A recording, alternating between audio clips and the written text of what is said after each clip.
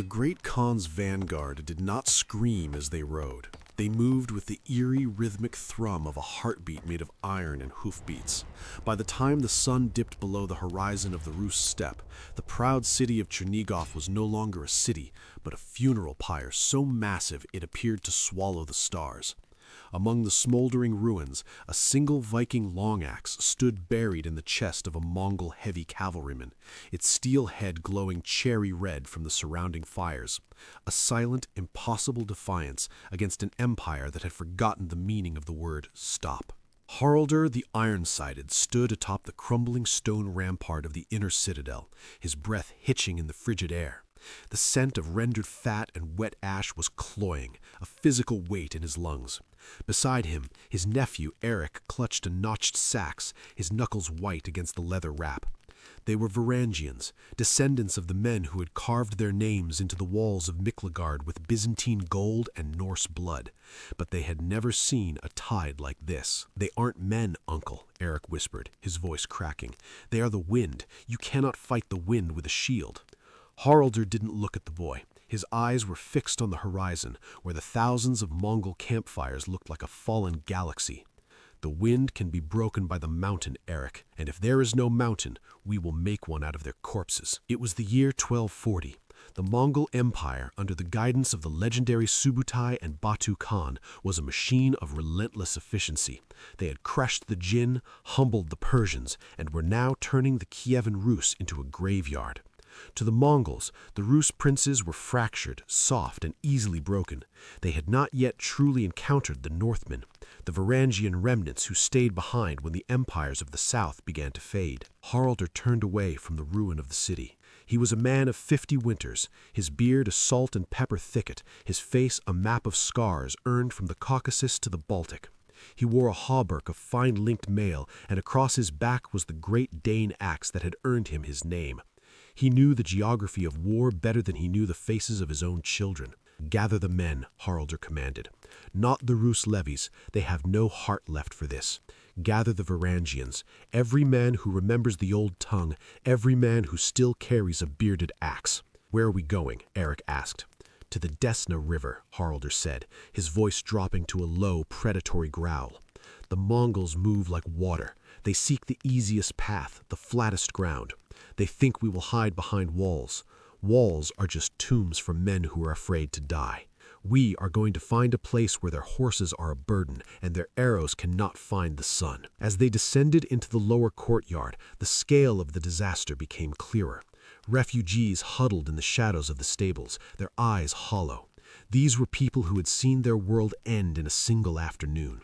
The Mongol Kishig had circled the city with the precision of a shepherd dog herding sheep, picking off anyone who tried to flee before the main force hammered the gates into splinters. Haraldr found his veterans near the western gate. There were only 40 of them left, men like Bjorn the Black, a giant of a man whose shield was more iron than wood, and Sigurd the One-Eyed, who had served the emperor in Constantinople. They were sitting around a small fire, sharpening blades with a rhythmic shick-shick that sounded like the ticking of a clock. "The city is lost," Bjorn said, not looking up. "The prince has fled to the woods. The Mongols will be in the cathedral by dawn." "Let them have the gold," Haraldr said, stepping into the firelight. "Gold is heavy. It slows a man down. We are leaving tonight." "To the north?" Sigurd asked, his one eye glinting. "Back to the sea?" "No," Haraldr said. "We go to the bottleneck at the Desna. If we let them pass here, they will reach Kiev before the moon turns, and if Kiev falls, there is nowhere left to run. We make them bleed here. We make them fear the dark." The men looked at one another. They were old lions, long since separated from their prides, but the fire of the Varangian oath still burned in their marrow. They didn't ask about the odds. They didn't ask about the Khan. They only knew that for the first time in months, someone was offering them a fight instead of a retreat. Haraldr looked at the axe in his hand. He thought of the Mongol riders he had seen earlier, small men on sturdy ponies who could shoot a bird from the sky while at a full gallop. They were the masters of the open plain, but the Vikings were the masters of the close, the brutal, and the narrow. "They call themselves the Scourge of God," Haraldr said, his voice rising so the cowering refugees could hear it. "They think they are the end of the world, but they have never met the sons of the north. They have never looked into the eyes of a man who welcomes the Valkyries. Tonight, we show them that even the scourge can be broken. As the small band of Varangians began to pack their gear, the first Mongol scouts appeared on the ridge overlooking the city. They sat motionless on their horses, silhouettes against the dying fires of Chernigov. They were watching, waiting, calculating. Haraldr spit into the dirt. He knew they were being watched. He wanted them to see. He wanted the word to get back to their commanders that some men were not running. The retreat from the city was silent.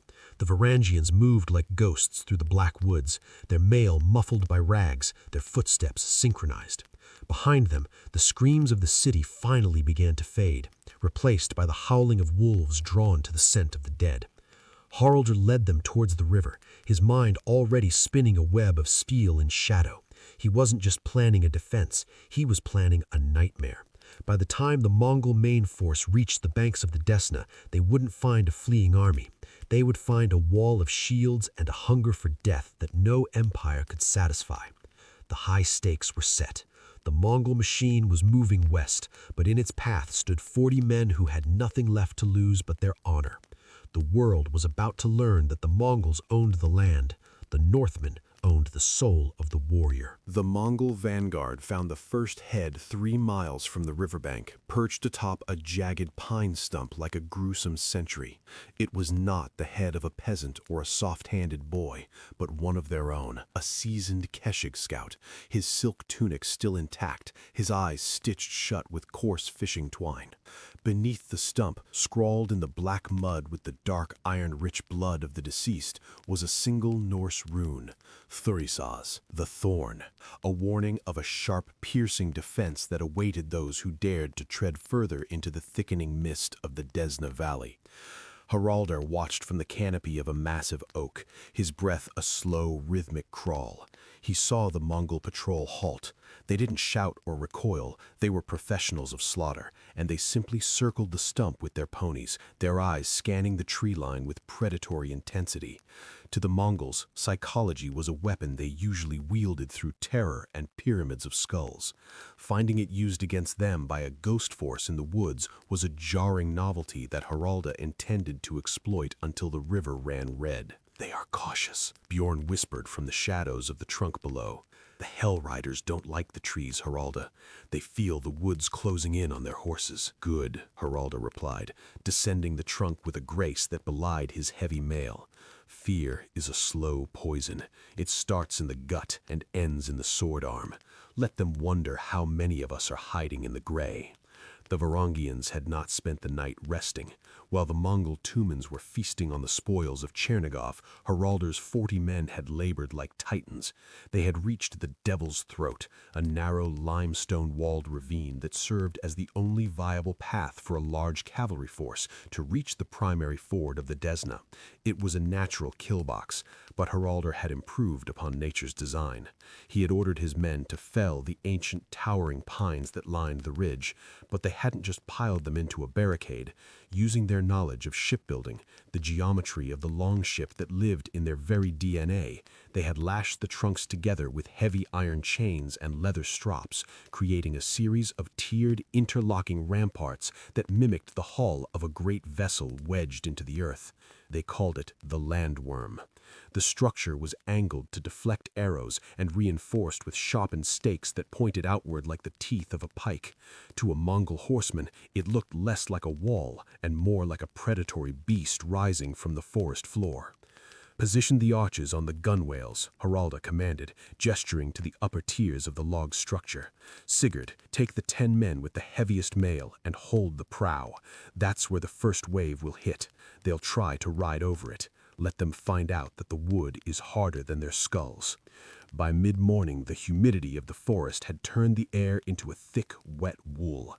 The silence was absolute, save for the distant rhythmic drumming of Mongol kettle drums, a sound that vibrated in the marrow of the Varangians' bones. Then the first wave appeared at the mouth of the ravine. It wasn't the heavy cavalry yet. The Mongols were too smart for that.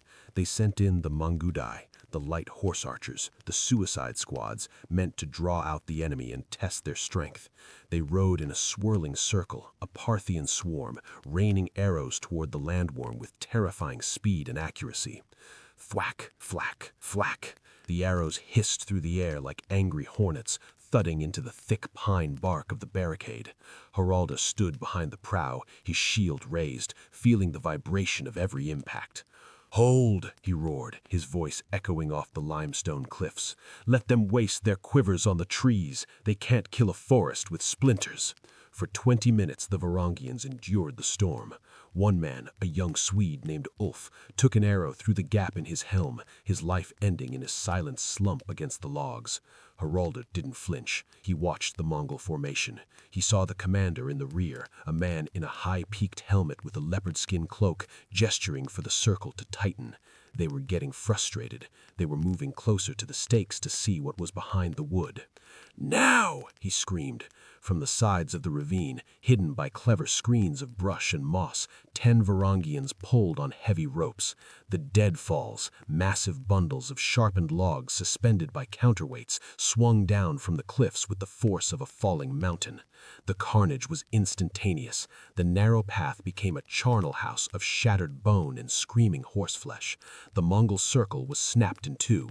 Before the survivors could wheel their horses around, Haraldr leapt from the top of the landworm, his Dane axe raised high. "For the All-Father! For the North!" The Varangians followed him, a wall of iron and fur crashing down upon the disoriented horsemen. In the tight confines of the ravine, the Mongols' greatest advantage, their mobility, was gone. They were trapped on panicked animals in a space barely wide enough for 3 horses abreast. Haraldr's axe was a blur of silver and red. He swung it not with anger, but with the cold, mathematical precision of a master craftsman. He caught a Mongol rider in the chest, the heavy steel head shearing through leather and ribs as if they were wet parchment. He didn't stop to admire the kill. He stepped over the body, his shield bashing another rider from his saddle before burying a sax in the man's throat. The Hell Riders were used to enemies who broke and ran, enemies who cowered behind stone walls. They were not used to men who jumped into the middle of their formations with the joyous ferocity of wolves. "Back to the worm," Haraldr ordered as the remaining Mongudai began to scramble away. "Regroup. This was only the scout fly. The hornet is coming." As they retreated behind their wooden fortress, the Varangians were breathing hard, their mail splottered with gore. They had lost 3 men, but the path was choked with nearly 40 Mongol dead. Haraldr looked up to the ridge. The commander in the leopard skin cloak, Bayar, was staring down at him.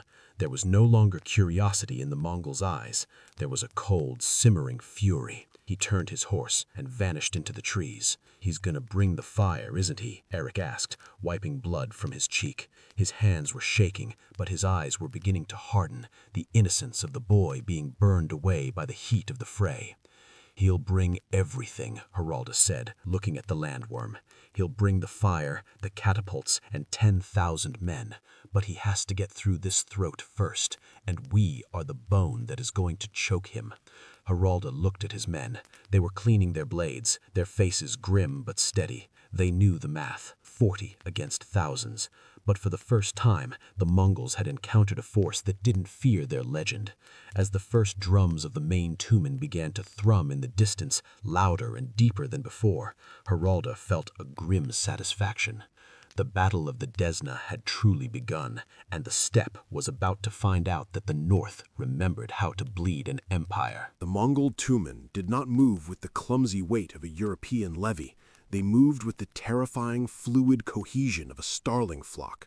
From his vantage point, Haraldr watched as the main body of the vanguard, nearly 5,000 riders, spilled across the horizon like ink dropped into clear water. They did not charge, they did not scream. Instead, they began to systematically dismantle the forest itself. Thousands of axes, looted from the Rus villages, bit into the trees, creating a vast, desolate clearing just outside the reach of the landworm's meager archery. Bayar, the commander in the leopard skin cloak, was no fool. He had seen the deadfalls and the interlocking logs of the Viking barricade. He understood now that he was not fighting a disorganized rabble of peasants, but a sophisticated, stationary infantry that thrived on confined spaces. To Bayar, the ravine was a trap, but a trap was only dangerous if one stepped inside it. He would not step. He would simply widen the world until the ravine no longer existed. "They aren't coming," Eric muttered, peering through a slit in the pine logs. "They're just digging." "They are building a platform," Haraldr said, his voice a low vibration of dread. "They've brought the Chinese engineers from the siege of Chernigov. Look there, behind the heavy cavalry." Emerging from the sea of horsemen were several flatbed wagons pulled by oxen. On them sat the skeletal frames of Man Pao, traction trebuchets. These were not the massive stone throwers of the West, but rapid-fire engines capable of hurling incendiary crocks of earth fire, a primitive, terrifying napalm made of naphtha and sulfur. "Bjorn! Sigurd!" Haraldr roared. "Cover the timbers with the wet hides, now! If the landworm catches fire, we'll be roasted in our own armor." The Varangians scrambled, hauling heavy, sodden ox hides up the internal ladders of the barricade, draping them over the sun-dried pine. It was a race against a clock they couldn't see. Across the clearing, the Mongol engineers were calibrating their machines with the cold indifference of mathematicians. The first crock was launched at noon. It didn't arc with the grace of a stone. It tumbled through the air, a dark, whistling jar that shattered against the limestone cliff above the ravine. A waterfall of liquid flame cascaded down, turning the rocks into a furnace. The second crock hit the prow of the landworm. The wet hides hissed and groaned, steam rising in a blinding white curtain, but the wood beneath held. "They're ranging us," Haraldr yelled over the roar of the flames. "They're trying to smoke us out like rats." Bayar stood on a small hillock, watching the black smoke rise. He gestured with a silk baton. Immediately, 1,000 horse archers detached from the main body and began a high-speed Canterbury circle just outside the ravine's mouth. They weren't aiming for the men. They were aiming for the gaps in the hides, their whistling arrows carrying tufts of burning tow. The ravine became a chaotic swirl of ash, steam, and screaming steel. The Varangians were forced to retreat into the hold of their wooden ship, the lower, earth-reinforced chambers they had dug into the ravine floor. "We can't stay here and burn," Bjorn growled, his face blackened by soot. "Let's charge. Better to die under their hooves than to be cooked like salted pork." "No," Haraldr said, his eyes narrowed as he watched the Mongol line. "Look at their formation. Bayar is so focused on the ravine that he's thinned his flanks to provide protection for the engineers. He thinks we're pinned. He thinks the Northman only knows how to stand and die." Haraldr pointed to a narrow, treacherous goat path that wound up the sheer limestone face of the northern cliff. It was a path that no horse could navigate, and few men would dare. It led directly behind the Mongol siege line. "Sigurd, take 5 men. Strip your mail. Take only your saxes and your throwing axes," Haraldr commanded. "You're going to climb the dragon's spine. When the sun hits the meridian and the smoke is at its thickest, you drop on those engines. I don't want them damaged. I want them turned." Sigurd grinned, a toothless, terrifying expression. "And you, Haraldr? I'm going to give Bayar the target he's been waiting for." As Sigurd's team vanished into the gray haze of the cliffside, Haraldr ordered the remaining men to throw open the prow of the landworm. To the Mongols, it appeared as though the defense had finally buckled under the heat.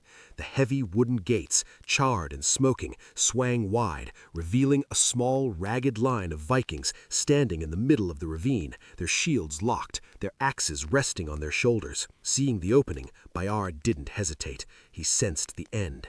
He raised his baton, and the heavy cavalry, the ironclad Keshig, lowered their lances. The ground began to shake as 300 of the Empire's finest warriors surged forward, a hammer of meat and metal aimed at the heart of the broken Varangians.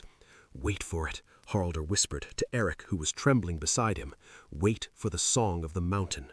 The Mongol cavalry was 50 yards away, their horses' nostrils flared, their lances leveled at Haraldr's chest. The speed was incredible. The impact would be like a landslide. Then, from the cliffs above the Mongol siege engines, a piercing 2-note whistle echoed. Sigurd and his men had reached the trebuchets. In a blur of movement, they had cut the throats of the Chinese operators and reversed the firing winches. Instead of aiming at the ravine, the engines were now leveled at the rear of the charging Mongol cavalry. "Fire!" Sigurd's voice boomed from above. The traction ropes were released. 3 massive crocks of earth fire didn't arc into the ravine. They skipped across the flat clearing like stones on a pond, crashing directly into the rear ranks of the Mongol Keshig. A wall of emerald and orange flame erupted, severing the charging column from its support. The The horses in the rear panicked, rearing and twisting, throwing the formation into total disarray. The momentum of the charge died in a tangle of screams and fire. "Now!" Haraldr roared. "Shield wall! Advance!" The Varangians didn't stay stationary. They moved forward in a tight ironclad wedge, the svingfylking, the boar's snout. They slammed into the stalled cavalry with the force of a tidal wave hitting a pier. In the cramped, smoke-filled clearing, the lances were useless. The Vikings worked beneath the horses' necks, hamstrings snapping under the bite of saxes, Mongol riders being hauled from their saddles by the hooks of Dane axes. Haraldr was a whirlwind of destruction. He caught a Mongol officer's horse in the chest with his shield, the impact staggering the beast, and in the same motion he brought his axe down through the officer's shoulder, cleaving him to the waist. For 10 minutes, the clearing was a slaughterhouse. The Mongols, caught between the fire at their backs and the demons in iron at their front, began to do something they had not done in a generation. They wavered. Bayar, watching from the hillock, saw his elite guard being dismantled by a handful of men. He saw his siege engines burning, not by his command, but by the hands of the enemy. A cold, unfamiliar shiver raced down his spine. These were not the Rus. These were something older, something harder. "Sound the retreat," Bayar shouted, his voice tight with a mixture of rage and burgeoning respect. "Archers, cover the withdrawal." As the Mongols pulled back, leaving over 100 dead in the blackened clearing, Haraldr stood amidst the carnage, his mail dripping with Mongol blood. He didn't cheer. He looked up at the cliff where Sigurd was waving a captured Mongol standard. The Varangians, he won the day, but Haraldr knew the math of the step. Bayar would not make the same mistake twice. The Mongols were terrified, yes, but terror in a Mongol often turned into a cold, genocidal resolve. "Back to the worm," Haraldr commanded. "Clean the blades. They'll be back by moonrise, and next time they won't bring machines. They'll bring the whole empire." The drumbeat changed at sunset. It was no longer the frantic, aggressive pulse of a vanguard commander like Bayar. It had slowed to a deep, resonant thrum that seemed to vibrate the very limestone of the ravine. From the upper ramparts of the landworm, Haraldr watched as the sea of felt tents and horsehair standards parted. A single rider, flanked by a mere dozen guards in silent, unadorned black lacquer armor, trotted to the center of the clearing. Even from a distance, the man radiated a gravitational weight. He was old, his body thick and seemingly fused to his horse, but he sat with the absolute stillness of a mountain. This was Subutai the Valiant, the infallible dog of war, the man who had conquered more territory than any general in human history. He had come to see the men who had broken his heshig and turned his own fire against him. "That's him," Sigurd whispered, having descended from the cliffs with his band of saboteurs. "The one they say can see a battle through the eyes of a hawk. Why isn't he attacking?" "He's measuring us," Haraldr replied, his hand tightening on the haft of his axe. "He's counting our heartbeats. Subutai doesn't fight battles. He solves them like equations. And right now, we are the remainder he cannot account for." Subutai remained motionless for a long time, staring at the charred, hide-covered ribs of the landworm. He saw the precision of the carpentry, the strategic use of the terrain, and the heap of Mongol dead that still choked the throat of the ravine. To Subutai, this was a fascinating anomaly. In his thousands of miles of conquest, he had encountered many warriors, but most were either reckless or terrified. These Northmen were neither. They were surgical. With a slight nod of his head, Subutai turned his horse and retreated into the darkness of the camp. Immediately, the silence was shattered. Thousands of Mongol voices rose in a low, discordant chant, accompanied by the rhythmic clashing of shields. They were starting the night harrowing, a psychological tactic designed to prevent the enemy from sleeping, grinding down their nerves until they hallucinated from exhaustion. "They think to tire us," Bjorn grunted, sitting by a small shielded fire inside the barricade. "They don't know that a Varangian is at his best when he's too tired to remember his own name." "It's not just the noise," Haraldr said. looking around at his remaining 35 men. They were legends, every one of them, but the math was becoming impossible. Subutai's command tent is positioned behind the first line of supply wagons, thinking the ravine protects his front. He doesn't expect a strike through the black bog to his west. The bog is impassable, Sigurd noted. The mud is deep enough to swallow a horse, and the sulfur fumes will choke a man. For a horse, yes, said Haraldr, a grim smile playing on his lips. But we are sailors. We have the mud shoes we used in the marshes of the Vistula. If we can cross the bog under the cover of their own chanting, we can hit Subutai's personal guard. We don't need to kill him, though I would gladly take his head to Valhalla. We just need to burn his banners. The plan was madness, but the Varangians thrived on madness. As the Mongol night harrowing reached a deafening crescendo, 20 of the Vikings, led by Haraldr, slipped out of the rear of the landworm. They wore no mail, only leather and fur to keep the metal from clinking. On their feet, they lashed wide, flat boards of pine, the mud shoes that allowed them to skim over the surface of the treacherous peat. The trek through the black bog was a descent into a stinking, primordial hell. The air was thick with the rot of centuries, and every step was a gamble against the sucking earth. But the darkness and the overpowering noise of the Mongol camp acted as their shield. They moved like shadows, ghosts of the north, haunting the periphery of the greatest empire on earth. 2 hours later, they emerged behind the Mongol lines, wet, shivering, and smelling of death. Just ahead, the silk-walled gur of the high command stood illuminated by massive braziers. Subutai was there. "Wait for my signal," Haraldr breathed. They crept closer, bellies to the frozen ground. The Mongol guards were alert, but they were looking towards the ravine, expecting a desperate breakout, not a silent infiltration from the dead bog at their backs. Haraldr reached into his pouch and pulled out a flask of the earth fire they had salvaged from the captured siege engines. He struck a flint, the spark jumping in the darkness. "For the north!" Haraldr hurled the flask. It shattered against the central command banner, a massive pole adorned with 9 white yak tails. The naphtha ignited instantly, a pillar of green flame roaring into the sky. The effect was like throwing a torch into a hornet's nest. The Mongol camp exploded in chaos. The Varangians rose from the tall grass like vengeful spirits, throwing throwing axes into the faces of the startled guards. Haraldr charged towards the main tent, his Dane axe shearing through the silk ropes. The structure began to collapse. A group of Keshig guards rushed him, their curved sabers flashing in the firelight.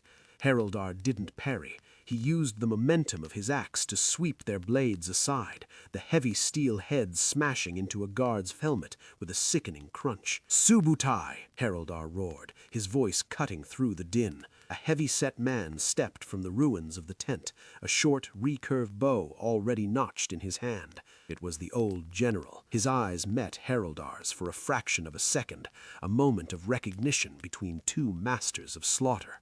Subutai released the arrow. Haraldr twisted, the shaft grazing his cheek and burying itself in the shoulder of Bjorn behind him.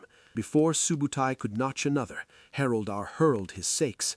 The blade hissed through the air, slicing through Subutai's silken sleeve and pinning it to a wooden support post. "Fire the wagons," Haraldr commanded, realizing they were seconds from being overwhelmed by the thousands of soldiers now swarming towards them. The Varangians moved with practiced lethality, tossing torches into the supply carts and horse feed.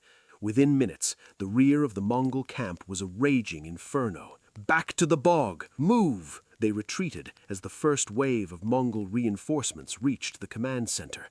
They vanished into the sulphurous mists of the black bog, just as the light cavalry began to circle the burning ruins. As they huddled in the darkness of the marsh, breathing the acrid air, Haraldr looked back. The yak-tail standard was gone, replaced by a blackened husk. The night harrowing had stopped. The silence that followed was more terrifying than the noise. "We didn't kill him," Sigurd whispered, clutching a wounded side. "No," said Haraldr, his face illuminated by the distant orange glow of the burning camp. But for the first time in his life, Subutai the Valiant felt the cold breath of the north on his neck. He isn't calculating an equation anymore. He's feeling something else. What? Eric asked. Terror, Haraldr replied. The kind that makes a man wonder if he's fighting mortals or the wrath of the gods themselves. The Varangians had survived the night, but the sun would soon rise on the 5th day. Act 1 was over. The setup was complete. The Vikings had stung the eye of the wolf, and now the entire Mongol Empire was about to close its jaws. Haraldr looked back. The landworm was being swarmed by Mongol soldiers, its purpose served and finished. They were out in the open now, their backs to a deep, cold river, with an empire's fury bearing down on them. "Into the water!" Haraldr shouted. "Shields up! Form the turtle!" They waded into the freezing current, locking their shields over their heads as they moved toward a small rocky island in the center of the river. It was a miserable, exposed position, but it was the only ground left. As Haraldr hauled himself onto the slick rocks of the island, he looked at his men. They were shivering, bleeding, and exhausted. They had lost 5 more men in the breakout, 30 left. Across the water, Subutai rode to the edge of the bank. He did not order a charge into the river. He simply sat on his horse and watched. He knew the Northmen were trapped on a rock with no food and no fire, surrounded by an army that never slept. "He's smiling," Eric whispered, huddled against a stone. "I can see it. He thinks he's won." "He hasn't," Haraldr said, though his own heart was heavy. He looked at the rushing water of the Desna. "He's forgotten one thing about Vikings.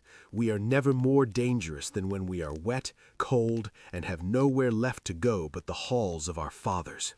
But as the first snow of an early winter began to mix with the ash in the air, Haraldr knew the midpoint had been reached. The hunt was over. The siege of the island had begun. The rock was a tooth of granite, slick with the spray of the Desna and the gray clinging slush of a premature winter. 30 men sat huddled together in a shield ring, their backs to the center, their faces to the shore. They had no fire, they had no salt pork. Their only sustenance was the freezing water they licked from the backs of their hands and the raw iron-tasting meat of a single Mongol horse they had dragged into the current during the retreat. "The men are talking, Haraldr," Sigurd whispered, his voice like the grinding of stones. His one eye was fixed on the hundreds of campfires that lined the eastern bank, a golden necklace of warmth that mocked their shivering forms. "They're talking about the Blood Eagle, not for the Mongols, for ourselves." Haraldr didn't move. He sat at the highest point of the rock, his Dane axe across his knees, staring at the Mongol lines. "They want to die on their own terms. I understand that." "They don't just want to die," Sigurd countered, leaning closer. "Bjorn thinks we should swim for the far bank. He says it is better to drown or be hunted in the woods than to sit here and turn into statues of ice. Eric, the boy is coughing blood. The river chill is taking his lungs." Haraldr looked at his nephew. Eric was curled in a ball, his breath coming in shallow, rattling gasps. The boy's spirit had been forged in the fire of the ravine, but the cold was a different kind of enemy. It was a slow thief that stole the will before it took the life. "If we swim, they pick us off with arrows like ducks in a pond," Haraldr said loudly enough for the nearest men to hear. "Subutai is waiting for exactly that. He wants us to break. He wants to see the demons of the north scuttling away in the mud. As long as we stay on this rock, we are a legend. The moment we leave it without a fight, we are just meat." "A legend doesn't fill a belly," Bjorn spat, rising to his feet. His massive frame was gaunt, his mail hanging loose on his shoulders. He stepped toward Haraldr, his hand on the pommel of his sword. "You promised us a saga. This is just a slow rot. Let us charge the bank. Let us die with the sun in our eyes." The air between the two veterans grew taut. The other Varangians watched, their hands instinctively moving to their weapons. It was the midpoint reversal, the moment where the external threat was matched by the internal decay of hope. Haraldr stood up slowly. He was half a head shorter than Bjorn, but he carried the weight of a dozen wars in his gaze. "You want to charge, Bjorn? Look there." He pointed to the Mongol shore. In the dim morning light, the Mongols were not preparing an assault. They were building something else. They had gathered hundreds of dead trees and were lashing them together into massive flat-bottomed rafts. But they weren't just rafts. They were mounting wooden screens on them, moving walls. "They're not coming for us," Haraldr realized, his voice dropping. "They're building a bridge of boats to move the main tumen across the Desna. We're just a pebble in the stream, and they've decided to walk around us." The realization hit the men like a physical blow. Their grand stand, their heroic defense of the river, was being rendered irrelevant by Mongol engineering. If the tumen crosses, the path to Kiev is open. The refugees they had tried to protect would be slaughtered, while the Varangians sat freezing on a rock. "Then it's over," Eric wheezed, looking up with hollow eyes. "We failed." "No," Haraldr said, a dark, desperate light igniting in his eyes. "If they won't come to the demons must bring the hell to them. We aren't swimming to the bank to escape, Bjorn. We're swimming to those rafts." "In this current? In mail?" Sigurd asked, incredulous. "We strip," Haraldr commanded. "We leave the mail. We leave the heavy axes. We take only our daggers and the earthfire flasks we have left. We go under the water. We use the reeds and the floating ash for cover." "It's suicide," Bjorn muttered, but his hand had left his sword pommel. The prospect of an impossible attack was the only thing that could mend the fracture in their ranks. "It is a Viking funeral," Haraldr corrected him, "but we're going to make sure the Mongols provide the pyre." Haraldr turned back to the shore. He saw Subutai standing near the first raft, gesturing to his engineers. The general looked relaxed, his mind already on the siege of Kiev. He had dismissed the Northmen as a settled problem. "Eric," Haraldr said, kneeling by the boy, "can you swim?" The boy looked at the black, churning water of the Desna, then back at his uncle. He saw the iron-sided man who had led them through the fire. Eric reached out, his hand trembling, and gripped Haraldr's forearm. "I can die. If I'm moving, I can die." "That's my blood," Haraldr whispered. The transition began. One by one, the Varangians shed their heavy protection. They stood on the rock in nothing but their tunics and trousers, their pale skin covered in the grease of the horse fat to ward off the initial shock of the cold. They looked like primeval spirits, lean, scarred, and hungry. They didn't jump, they slipped into the water, one after another, vanishing into the dark current without a splash. The river was a liquid tomb, the cold immediate and agonizing, threatening to stop their hearts in the first 10 yards. But they were Northmen. They had been born in the shadow of glaciers. Haraldr led the way, his head barely above the surface, his eyes fixed on the skeletal silhouettes of the Mongol rafts. The mist was their shroud. The Mongols on the bank were laughing, sharing bowls of fermented mare's milk, their eyes fixed on the horizon, never dreaming that the stone statues on the island had turned into sharks. The midpoint had shifted. The Vikings were no longer the hunted. They were a strike team of ghosts, moving through the very element the Mongols feared most. As Haraldr reached the first raft and felt the rough timber under his frozen fingers, he knew the second act was drawing to a close. The slaughter at the river crossing was about to begin, and the Mongols would finally learn that you cannot bypass a nightmare. The dawn did not bring light, but a suffocating, bruised purple haze that tasted of sulfur and scorched silk. From the ramparts of the landworm, Haraldr looked out upon a world that had been transformed overnight. Subutai had not responded with a countercharge or a scream of rage.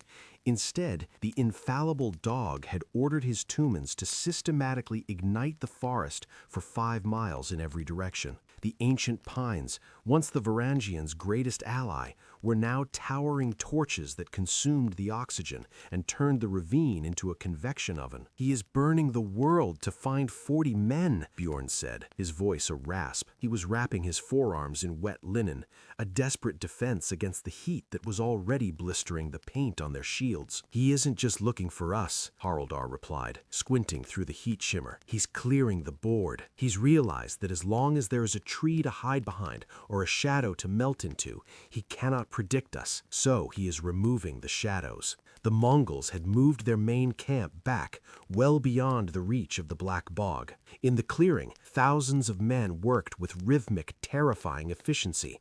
They were no longer using siege engines. They were building a great wall of the steppe, a circumvallation of earth and stone that completely encircled the ravine. Subutai was treating the 40 Vikings not as a small band of warriors, but as a besieged city. By midday, the heat became unbearable. The landworm, constructed of seasoned pine, began to groan as the moisture was sucked from its grain. The chains that held the ribs together grew hot enough to sear skin through leather gloves. "We have to move," Eric choked out, coughing into his tunic. "The smoke, it's thicker than the sea mist. I can't see the prow." "That is exactly what I was waiting for," Haraldr replied, his eyes bloodshot but piercing. "Subutai thinks he has pinned us. He thinks we will wait in this hole until we suffocate. But we are Norsemen. We do not wait for the tide, we ride it." Haraldr's plan was a desperate gambit of naval maneuvering on dry land. During the night, they had used the last of their energy to grease the underside of the central keel of the landworm with rendered horse fat from the previous day's slaughter. They had also rigged a series of heavy pulleys to the limestone cliffs. "On my mark," Haraldr roared. "Release the anchors."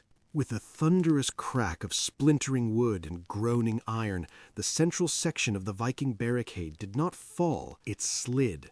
Using the steep incline of the ravine and the lubrication of the fat, the massive, sharpened wooden structure became a sled of death. It gained momentum, a 30-ton battering ram of pine and iron hurtling down the narrow throat of the ravine toward the newly built Mongol earthworks. The Mongol sentries at the mouth of the ravine had seconds to react.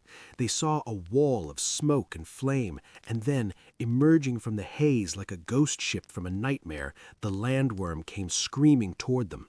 It smashed into the earthworks with the force of a falling star, the sharpened prow stakes shearing through the wicker gabions and the men standing behind them. "Now, boarding parties!" Haraldr screamed. The Varangians leapt from the moving structure as it ground to a halt amidst the wreckage of the Mongol line. They didn't form a shield wall this time. They fought in clinking pairs, 2 men back to back, moving in a lethal dance of silver and blood. The Mongols were caught in a moment of pure superstitious shock. They had watched the forest burn. They had watched the ravine become a furnace. To see the enemy emerge not just alive, but riding a wooden leviathan, broke the nerves of the front-line levies. Haraldr hacked his way through a cluster of light infantry, his axe a rhythmic pendulum. Beside him, Sigurd used a captured Mongol spear to keep the riders at bay while Haraldr delivered the killing blows. They were carving a path toward the river, but the victory was short-lived. From the heights, the signaling whistles of the Mongol officers began to shriek. The heavy cavalry, the Iron Men, were already wheeling around the flanks. Subutai had expected a breakout. He simply hadn't expected the method.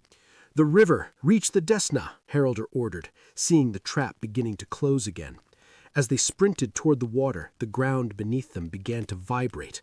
1,000 heavy horsemen were closing the distance.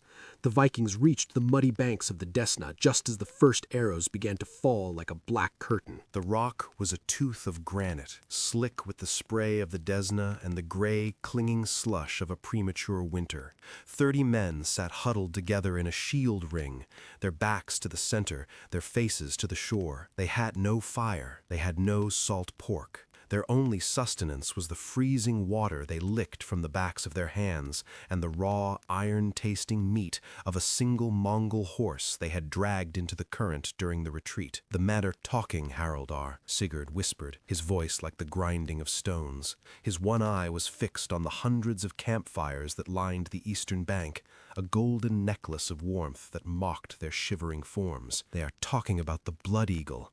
Not for the Mongols, for ourselves." Haraldr didn't move. He sat at the highest point of the rock, his Dane-axe across his knees, staring at the Mongol lines. "They want to die on their own terms. I understand that." "They don't just want to die," Sigurd countered, leaning closer. "Bjorn thinks we should swim for the far bank. He says it is better to drown or be hunted in the woods than to sit here and turn into statues of ice. Eric, the boy is coughing blood. The river chill is taking his lungs. Haraldr looked at his nephew. Eric was curled in a ball, his breath coming in shallow, rattling gasps. The boy's spirit had been forged in the fire of the ravine, but the cold was a different kind of enemy. It was a slow thief that stole the will before it took the life. If we swim, they pick us off with arrows like ducks in a pond. Subutai is waiting for exactly that. He wants us to break. He wants to see the demons of the north scuttling away in the mud. As long as we stay on this rock, we are a legend. The moment we leave it without a fight, we are just meat. A legend doesn't fill a belly, Bjorn spat, rising to his feet. His massive frame was gaunt, his mail hanging loose on his shoulders. He stepped toward Haraldr, his hand on the pommel of his sword. You promised us a saga, Haraldr. This is just a slow rot. Let us charge the bank. Let us die with the sun in our eyes. The air between the two veterans grew taut. The other Varangians watched, their hands instinctively moving to their weapons. It was the midpoint reversal, the moment where the external threat was matched by the internal decay of hope. Haraldr stood up slowly. He was half a head shorter than Bjorn, but he carried the weight of a dozen wars in his gaze. They want to charge, Bjorn. Look there. He pointed to the Mongol shore. In the dim morning light, the Mongols were not preparing an assault. They were building something else. They had gathered hundreds of dead trees and were lashing them together into massive, flat-bottomed rafts. But they weren't just rafts. They were mounting wooden screens on them, moving walls. They aren't coming for us, Haraldr realized, his voice dropping. They're bypassing us. They're building a bridge of boats to move the main Tumen across the Desna. We are just a pebble in the stream, and they've decided to walk around us. The realization hit the men like a physical blow. Their grand stand, their heroic defense of the river, was being rendered irrelevant by Mongol engineering. If the Tumen crossed, the path to Kiev was open. The refugees they had tried to protect would be slaughtered, while the Varangians sat freezing on a rock. Then it's over, Eric wheezed, looking up with hollow eyes. No, Haraldr said, a dark, desperate light igniting in his eyes. If they won't come to the demons must bring the hell to them. We aren't swimming to the bank to escape, Bjorn. We're swimming to those rafts. In this current? In mail? Sigurd asked, incredulous. We strip, Haraldr commanded. We leave the mail, we leave the heavy axes. We take only our daggers and the earthfire flasks we have left. We go under the water.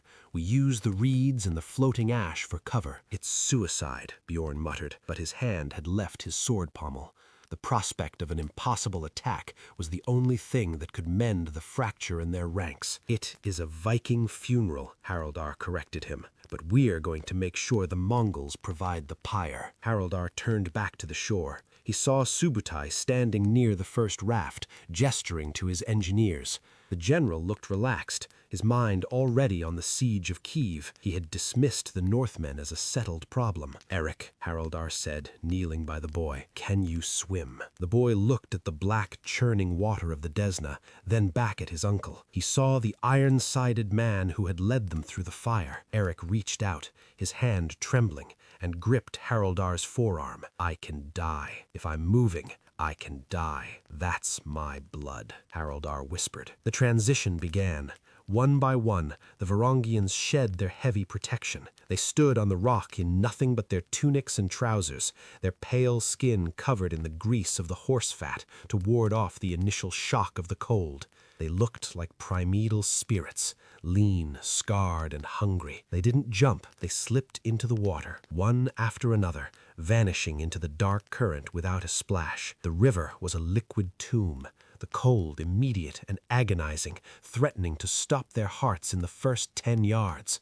But they were Northmen. They had been born in the shadow of glaciers. Haraldr led the way, his head barely above the surface, his eyes fixed on the skeletal silhouettes of the Mongol rafts. The mist was their shroud. The Mongols on the bank were laughing, sharing bowls of fermented mare's milk, their eyes fixed on the horizon, never dreaming that the stone statues on the island had turned into sharks. The midpoint had shifted. The Vikings were no longer the hunted. They were a strike team of ghosts, moving through the very element the Mongols feared most. As Haraldr reached the first raft and felt the rough timber beneath his frozen fingers, he knew the second act was drawing to a close. The slaughter at the river crossing was about to begin, and the Mongols would finally learn that you cannot bypass a nightmare. The water was not merely cold. It was a physical weight, a crushing pressure that sought to squeeze the very breath from Haraldr's lungs. To the Mongols, the river was a barrier, a thing to be conquered with timber and rope.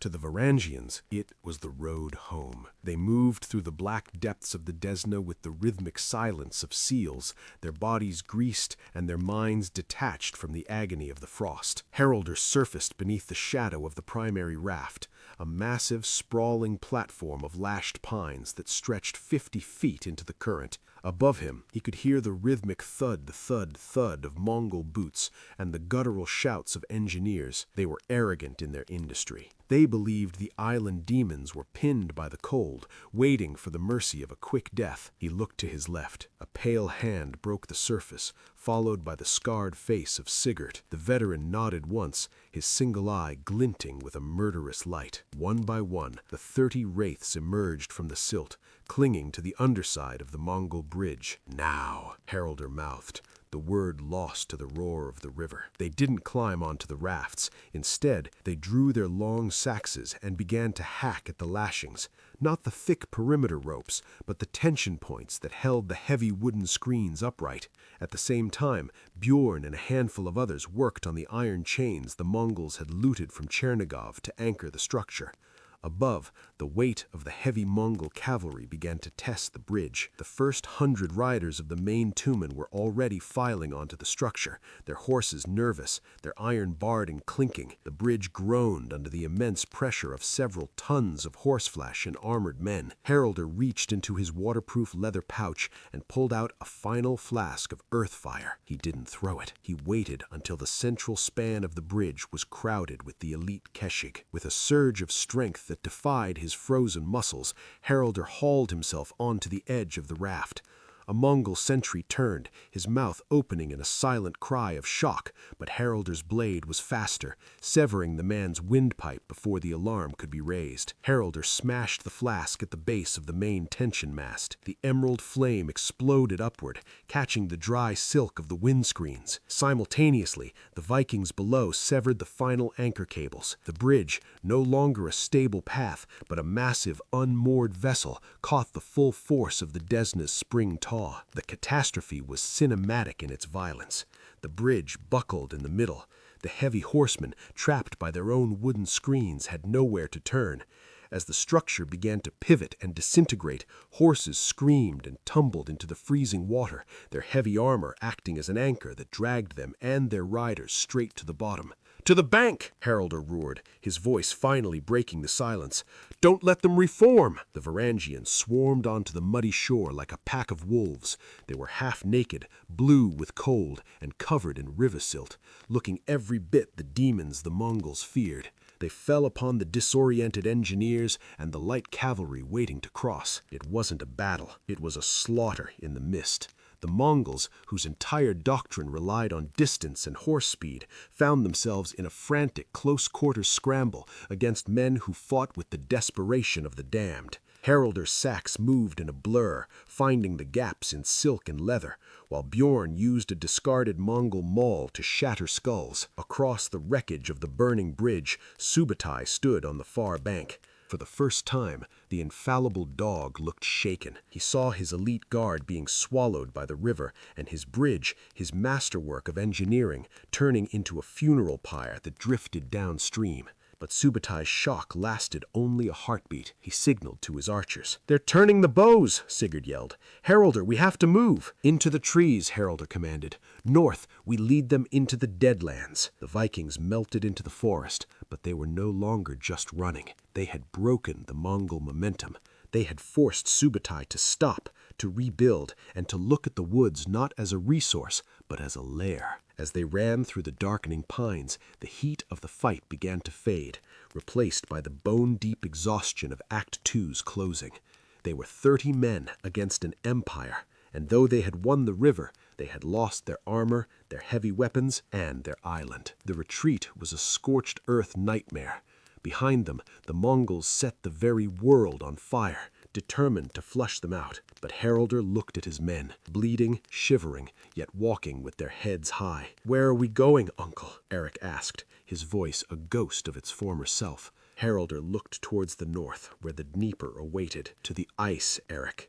We are going to a place where the earth ends and the gods begin. We're going to the final stand." The Mongols had lost more than men at the river. They had lost their aura of invincibility. Word had spread through the tumens of the Iron-Sided One and his drowned warriors. To counter the growing superstition, Subutai ordered a relentless 24-hour pursuit. He didn't want the Vikings captured, he wanted them erased. Haraldr and his men were now moving through a landscape of ash. Every village was a ruin, every field a blackened waste. They were starving, eating bark and the occasional crow. But Haraldr knew that a cornered predator is at its most lethal. "They are following our blood trail," Bjorn noted, as they huddled in a shallow cave on the 8th night. "They are barely an hour behind. Let them follow," Haraldr said. He was holding a captured Mongol standard, a heavy pole topped with a golden wolf's head. He had taken it during the river slaughter. "Sigurd, take the boy and the 5 fastest. Go ahead to the Dnieper crossing. Find the black ice, the thin patches where the current runs fast beneath the surface." "What are you going to do?" Haraldr looked at the golden wolf. "I'm going to give Subutai a reason to come to the ice. I'm going to show him that his gods are just as mortal as ours." That night, Haraldr performed a feat of psychological horror. He didn't hide. He doubled back on the trail and found a Mongol scout camp. He didn't kill them all. He killed the horses and left the men alive, but pinned to the trees by their own arrows. In the center of the camp, he planted the Mongol standard, but he had replaced the golden wolf with the severed, frozen head of the commander Bayar, which they had recovered from the riverbank. When the Mongol vanguard found the camp at dawn, the silence was absolute. The sight of their sacred standard defiled, and their commander's head staring at them with milk-white eyes sent a ripple of genuine terror through the ranks. The Norse anomaly was no longer a tactical problem for Subutai.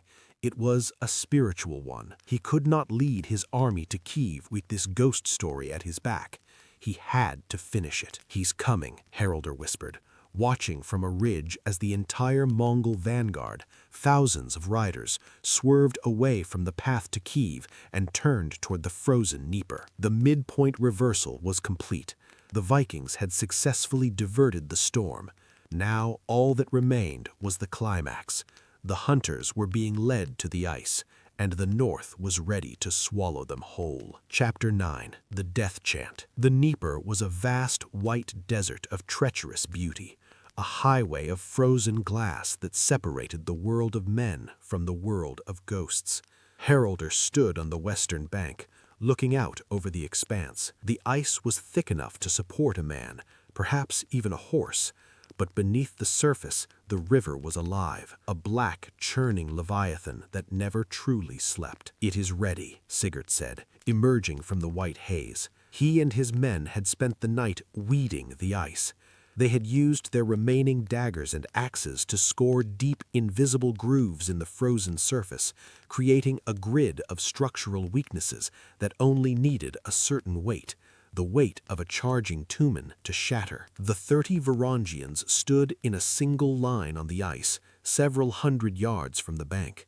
They had no barricades, they had no walls, they had only their shields, now stripped of paint and battered by fire, and the iron in their hearts. Haraldr had ordered them to discard their boots, wrapping their feet in rough wool and hide for better traction on the slick surface. "The wind is from the north," Haraldr noted, his voice carrying in the pre-dawn stillness. "That is the breath of our fathers. They have come to watch the end of the saga." In the distance, a dark smudge appeared on the horizon. It grew with terrifying speed, resolving into the 1,000-strong vanguard of Subutai's army. They didn't stop to scout this time. They didn't build platforms. The sight of Bayar's head on the standard had stripped away the Mongols' patience. They wanted the blood of these Northmen to stain the White River from bank to bank. "They are forming the line," Eric said, his voice steady now. He held a spear he had fashioned from a sharpened pine branch. "They are going to charge all at once." "Let them," Haraldr said. He stepped forward, ahead of the shield wall. He drew a deep, freezing breath and began to hum. It was a low, guttural vibration that started in his chest. One by one, the other 29 men joined him. It was the Vardögr, the death chant. It wasn't a song of victory or a plea for mercy. It was a rhythmic, dissonant drone that mimicked the sound of the grinding ice and the howling wind. It was the sound of a funeral for an empire. Across the ice, the Mongol horses began to skitter and whinny. They were steppe-bred, accustomed to the noise of battle and the smell of blood, but this sound was alien. It resonated through the ice beneath their hooves, a vibration that felt like a warning from the earth itself. Subutai, watching from the safety of the ridge, narrowed his eyes. He had seen every trick of war, but he had never seen men stand in the middle of a frozen river, inviting their own destruction with a song. For a moment, his hand hovered over the signal baton. A sliver of doubt, rare and sharp, pierced his mind. "They are but 30 men!" a young officer shouted, sensing his commander's hesitation. "Give the order, General! Let us ride them down!" Subutai looked at the 30 figures. They looked small against the vastness of the Dnieper, yet they seemed to anchor the entire landscape. He dropped his baton. The drums of the steppe erupted. 1,000 Mongol riders roared, a wall of sound that challenged the death chant and spurred their horses onto the ice. "Hold the rhythm," Haraldr commanded, his voice a calm anchor in the rising storm. "Don't stop the song until they reach the first line." The heavy cavalry led the way, their iron-plated horses thundering across the white expanse. The sound was like 1,000 hammers striking an anvil. The ice groaned. Faint hairline fractures began to spiderweb out from the scored grooves Sigurd had prepared. But the Mongols were moving too fast to see them. The gap closed. 500 yards, 300, 100. The Varangians stopped the chant. The silence that followed was jarring than the noise. "Shields!" Haraldr roared. The 30 men slammed their shields together, the iron rims clashing. They dropped to one knee, bracing themselves for the impact. They were a tiny island of steel in a sea of charging horsemen. "Now, brothers," Haraldr cried, looking up at the sky. "Show them why the sea is our mother and the ice is our bed." The first rank of Mongol cavalry reached the 50-yard mark. It was the tripping point. The scored ice, stressed by the weight of hundreds of galloping horses, finally reached its limit. A sound like a lightning strike, a sharp, booming crack echoed across the river. The surface of the Dnieper did not simply break, it disintegrated. The grid of weaknesses Sigurd had carved turned the ice into series of tilting, chaotic rafts. The momentum of the Mongol charge became its own undoing. Horses in the front rank plummeted into the black water, their weight dragging the horses behind them into the abyss. The iron men of the Keshig, weighted down by their heavy lacquer and steel armor, had no chance. They disappeared into the freezing current without a sound, their screams muffled by the rushing water. "Advance!" Haraldr screamed, leaping across a widening gap of water onto a floating slab of ice. The Varangians didn't wait for the Mongols to recover. They used their wool-wrapped feet to hop from one tilting ice floe to the next, moving with the agility of mountain goats. They fell upon the dismounted, panicked Mongols who were struggling to climb out of the river. It was the climax of the saga. The grand Mongol machine had been broken by the very terrain it tried to conquer. In the chaos, the Vikings were masters. They used their short-bladed saxes to finish the men in the water, and their shields to bash those who tried to reach the solid ice. Haraldr saw a rider struggling to maintain control of a rearing stallion on a large, stable piece of ice. It was the young officer who had demanded the charge. Haraldr vaulted onto the floe, his axe catching the morning light. The Mongol swung his saber, but his footing was treacherous. Haraldr stepped inside the arc of the blade, his shield hitting the officer's chest like a battering ram.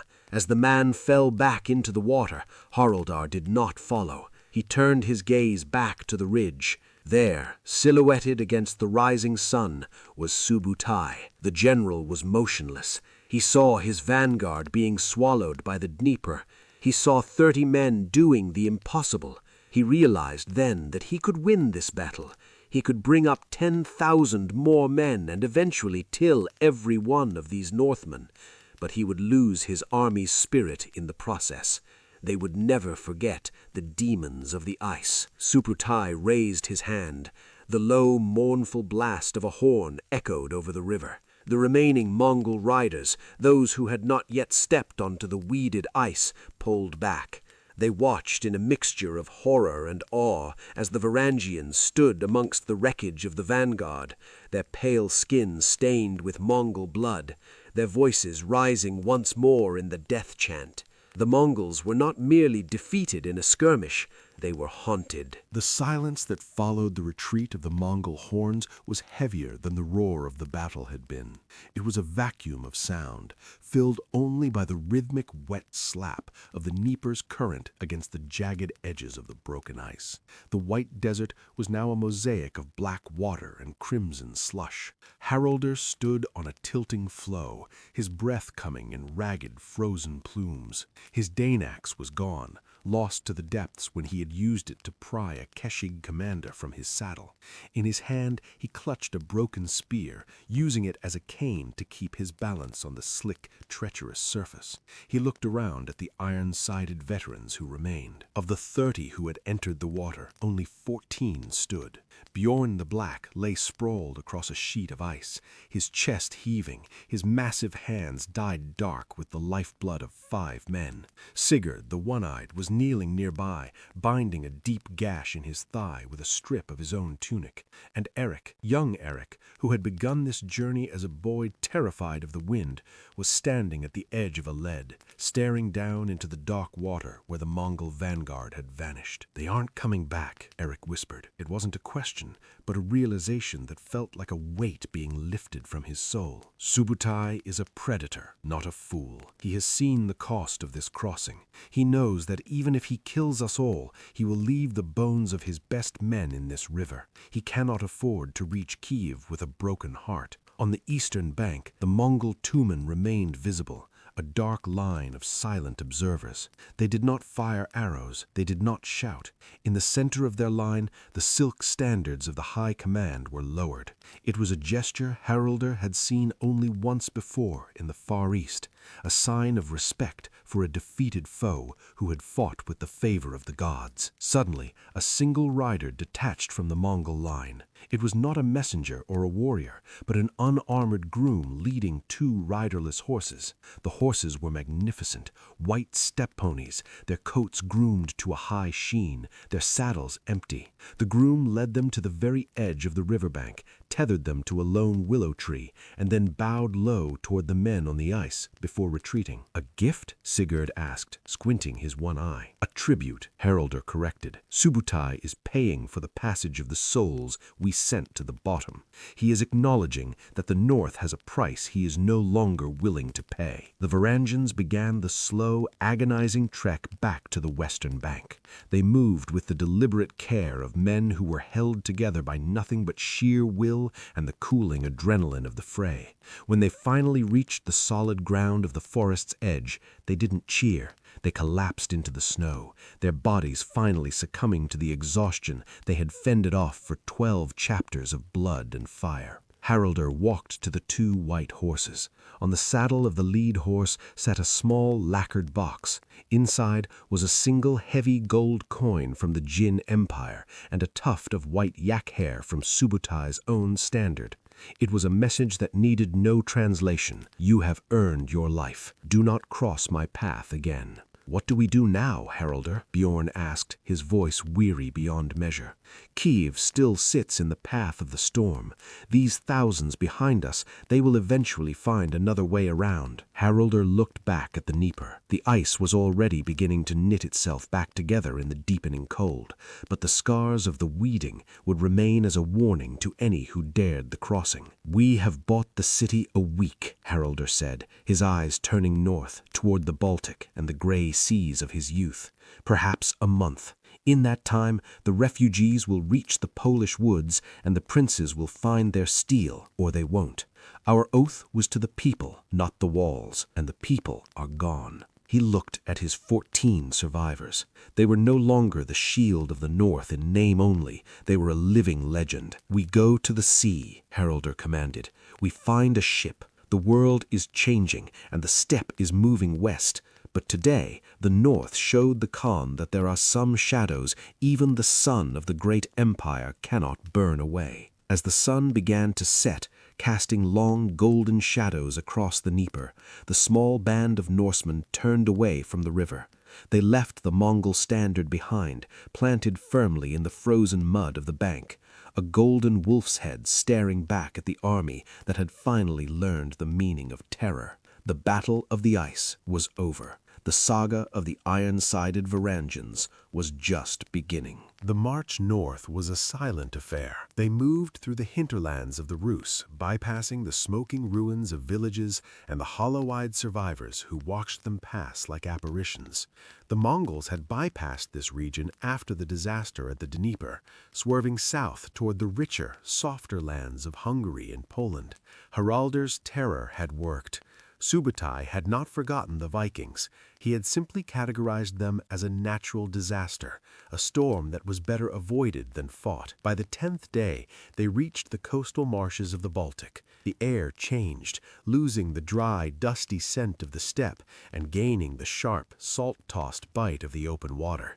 For the first time in months, Haraldr saw his men smile. "There!" Eric shouted, pointing to a narrow fjord where the masts of several Nars, Norse merchant ships, peered over the pines. "They are flying the Raven flag!" But as they approached the harbor, they realized they were not the only ones who had fled the Mongol advance.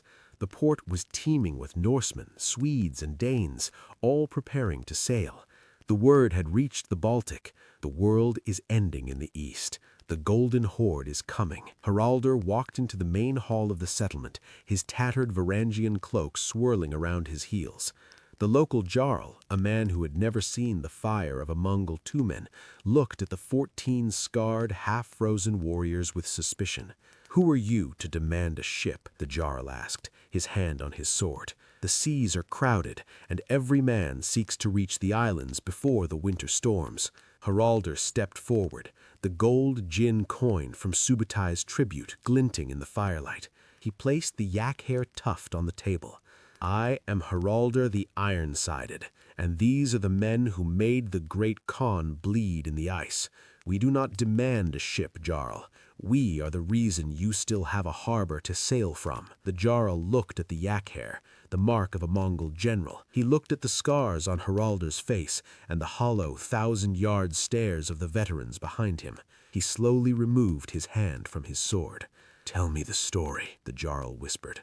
"Tell me how 30 men stopped the wind." The final chapter of the saga did not take place on a battlefield, but on the deck of a longship as it cut through the choppy gray waters of the North Sea. The 14 survivors sat at the oars, their movements rhythmic and powerful. They were no longer the broken men who had huddled on a rock in the Desna. They were the guardians of a secret. Haraldr stood at the prow, looking toward the horizon.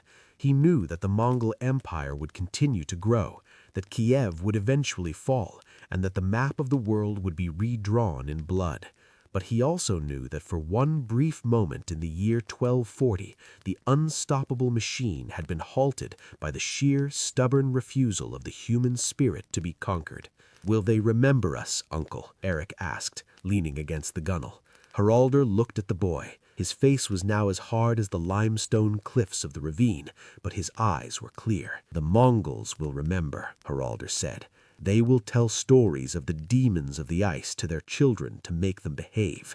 They will look at the north woods and wonder if the trees are watching them. And as long as they remember that fear, the north is safe. As the ship disappeared into the mist, heading toward the fjords of their ancestors, the narrator's voice fades into the wind. The history books would record the fall of the Rus and the brilliance of Subutai, but in the dark corners of the steppe and the cold taverns of the Baltic, a different story would be told, the story of the battle that made the Mongols terrified of the Vikings. The saga was complete. The North had held.